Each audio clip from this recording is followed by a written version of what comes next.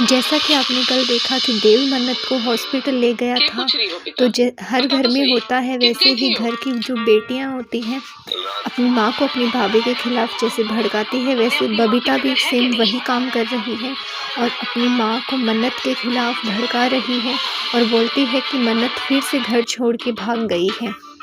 और सभी घर वाले बोलते हैं कि ऐसा नहीं हो सकता, घर में मन्नत को रेस्ट करता हुआ देख के बबीता फिर से आ जाती है अपनी साजिशें रचने के लिए, फिर से मन्नत को परेशान करने के लिए और उससे घर का सारा काम करवाने।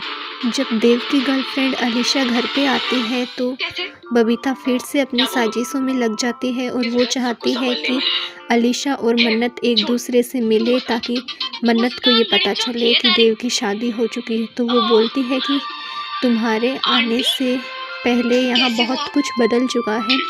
फिर अलीशा घर में सबसे मिलती है। बबीता बोलती है कि ये सब तो तुम्हें बाद में ही पता चलेगा। देखते हैं बबीता और कौन सी साजिशें रचेंगी इन दोनों को अलग करने की। फिर अलीशा जो है वो देव के पास जाती है और उससे मिलती है और बोलती है कि देव, अब मैं आ चुकी हूँ, मैं तुम्हें अब छोड़ के कभी नहीं जाऊँगी। इधर अलीशा देव से मिलने के लिए जाती है और बबीता घर पे मन्नत से घर का सारा काम करवा रही होती है। और जैसे कि हर ननद को अपनी भाभी से प्रॉब्लम होती है, वैसे ही बबीता को भी मन्नत से बहुत प्रॉब्लम है। वो उससे इस हालत में भी काम करवाती है, बर्तन साफ करवाती है। अन्नू और बबीता मिलके मन्नत को काफ़ी परेशान कर रहे हैं और इस चीज़ का देव को नहीं पता है।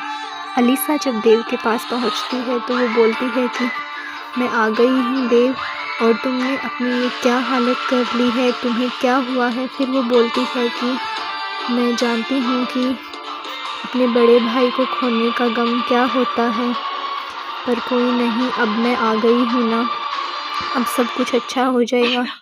देव सोचता है कि मैं अलीशा को कैसे बताऊँ कि अब पहले जैसा कुछ भी नहीं रहा है, मैंने उसको खो दिया है, मेरी शादी हो चुकी है, मेरे कंधों पे अब बहुत बड़ी जिम्मेदारी है, मैं उसे कैसे बताऊं। फिर देव सोचता है कि मैं सही टाइम आने पे अलीशा को सब बताऊंगा। फिर अलीशा बोलती है कि चलो हम कहीं घूमने चलते हैं और वो देव के साथ चली जाती है। इधर बबीता मन्नत से घर का सारा काम करवा रही होती है, उसे परेशान करने में कोई कसर नहीं छोड़ती है। और अलीशा देव के साथ जाती है। मन्नत को चक्कर आ रहे होते हैं, घर के जो सर्वेंट होते हैं वो मन्नत की हेल्प करने के लिए आते हैं, लेकिन बबीता जो कि सिर्फ मन्नत को परेशान करना चाहती है वो उन्हें मना कर देती है और उससे बर्तन साफ़ करवाती है और घर के सारे बर्तन लाके उसके सामने रख देती है। और बबीता और अन्नू मिलके मन्नत को खूब परेशान कर रही है। क्या ये सब कुछ मन्नत देव से कभी शेयर कर पाएगी? क्या मन्नत और देव एक दूसरे के लिए कुछ फील कर पाएंगे? अलीशा को ये सब पता चलेगा तो क्या होगा? क्या मन्नत अलीशा और देव को एक करेगी? क्या होगा, देखते हैं कल के एपिसोड में। Thank you.